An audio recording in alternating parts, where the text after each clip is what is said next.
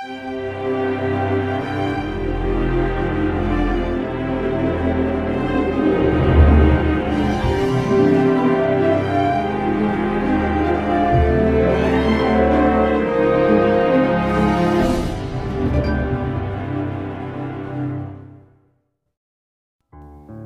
Samuel 20. Pemberontakan Seba. Kebetulan ada di sana seorang dursila bernama Seba bin Bikri, orang Benyamin. Ia meniup sangkakala serta berkata, "Kita tidak memperoleh bagian daripada Daud. Kita tidak memperoleh warisan dari anak Isai itu. Masing-masing ke kemahnya, hai orang Israel." Lalu semua orang Israel itu meninggalkan Daud dan mengikuti Seba bin Bikri. Sedangkan orang-orang Yehuda tetap berpaut kepada raja mereka, mengikutinya dari sungai Yordan sampai Yerusalem. Sampailah Daud ke istananya di Yerusalem. Lalu raja mengambil ke-10 gundik yang ditinggalkannya untuk menunggui istana. Kemudian dimasukkannya mereka dalam sebuah rumah di bawah penjagaan.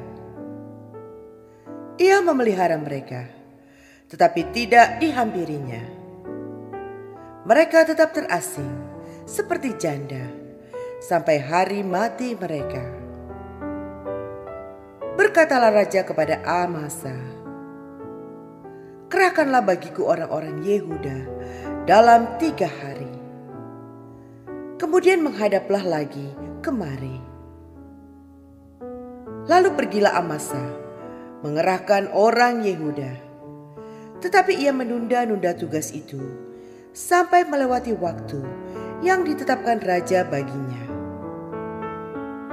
Lalu berkatalah Daud kepada Abisai, "Sekarang Seba bin Bikri lebih berbahaya bagi kita daripada Absalom. Jadi engkau bawalah orang-orang tuamu ini dan kejarlah dia, supaya jangan ia mencapai kota yang berkubu. Dan dengan demikian ia luput daripada kita." Lalu Yoab, orang Kreti dan orang Pleti dan semua pahlawan keluar menyusul dia. Mereka keluar dari Yerusalem untuk mengejar Seba bin Bikri.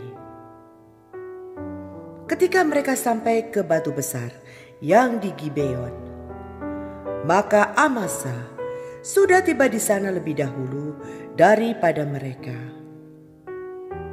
Adapun Yoab mengenakan pakaian perang, dan di luarnya ada ikat pinggang dengan pedang bersarung terpaut pada pinggangnya. Ketika ia tampil ke muka, terjatuhlah pedang itu. Berkatalah Yoab kepada Amasa, "Engkau baik-baik, saudaraku?" Sementara itu, tangan kanan Yoab memegang janggut Amasa untuk mencium dia. Amasa tidak awas terhadap pedang yang ada di tangan Yoab itu. Yoab menikam pedang itu ke perutnya, sehingga isi perutnya tertumpah ke tanah. Tidak usah dia ditikamnya 2 kali, sebab ia sudah mati. Lalu Yoab dan Abisai adiknya terus mengejar Seba bin Bikri. Dan seorang dari orang-orang Yoab tinggal berdiri di dekat mayat itu sambil berkata, "Siapa yang suka kepada Yoab? Dan siapa yang memihak kepada Daud? Baiklah mengikuti Yoab." Dalam pada itu, Amasa terguling mati dalam darahnya di tengah-tengah jalan raya. Ketika orang itu melihat bahwa seluruh rakyat berdiri menonton, maka disingkirkannya mayat Amasa dari jalan raya ke padang. Lalu dihamparkannya kain di atasnya, karena dilihatnya bahwa setiap orang yang datang ke sana berdiri menonton. Setelah dijauhkannya mayat itu dari jalan raya, maka semua orang itu berjalan terus mengikuti Yoab untuk mengejar Seba bin Bikri. Seba telah melintasi daerah semua suku Israel menuju Abel Bet Maaka. Dan semua orang Bikri telah berkumpul dan mengikuti dia. Tetapi sampailah orang-orang Yoab lalu mengepung dia di Abel Bet Maaka. Mereka menimbun tanah menjadi tembok terhadap kota ini, dan tembok ini merapat sampai ke tembok luar. Sedang seluruh rakyat yang bersama-sama dengan Yoab menggali tembok kota itu untuk meruntuhkannya. Lalu berserulah seorang perempuan bijaksana dari kota itu, "Dengar, dengar, katakanlah kepada Yoab, mendekatlah kemari, supaya aku berbicara dengan engkau." Maka mendekatlah Yoab kepada perempuan itu. Bertanyalah perempuan itu, "Engkaukah Yoab?" Jawabnya, "Benar." Lalu berkatalah perempuan itu kepadanya, "Dengarkanlah perkataan hambamu ini." Jawabnya, "Baik." Kemudian berkatalah perempuan itu, "Dahulu biasa orang berkata begini, 'Baiklah, orang minta petunjuk di Abel dan di Dan. Apakah sudah dihapuskan apa yang telah ditetapkan oleh orang-orang yang setia di Israel?'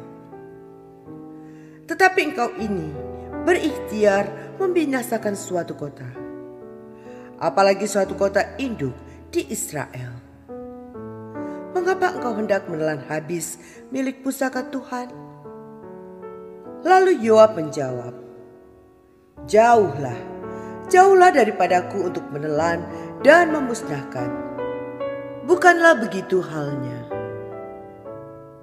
Tetapi seorang dari pegunungan Efraim yang bernama Seba bin Bikri telah menggerakkan tangannya melawan Raja Daud.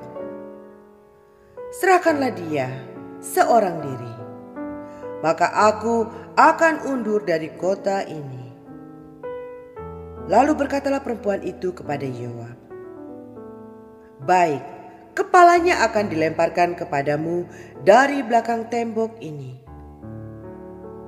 Kemudian masuklah pula perempuan itu dan berbicara kepada seluruh rakyat dengan bijaksana. Sesudah itu mereka memenggal kepala Seba bin Bikri dan melemparkannya kepada Yoab. Yoab meniup sangkakala, lalu berserak-seraklah mereka meninggalkan kota itu, masing-masing ke tempatnya. Maka pulanglah Yoab ke Yerusalem kepada raja. Pegawai-pegawai Daud. Yoab menjadi kepala atas segenap tentara Israel, dan Benaya bin Yoyada menjadi kepala atas orang Kreti dan orang Pleti. Adoram menjadi kepala orang Rodi, dan Yosafat bin Ahilud menjadi bendahara negara. Seya menjadi panitera negara. Sadok dan Abiyatar menjadi imam. Juga Ira, orang Yair itu, menjadi imam pada Daud.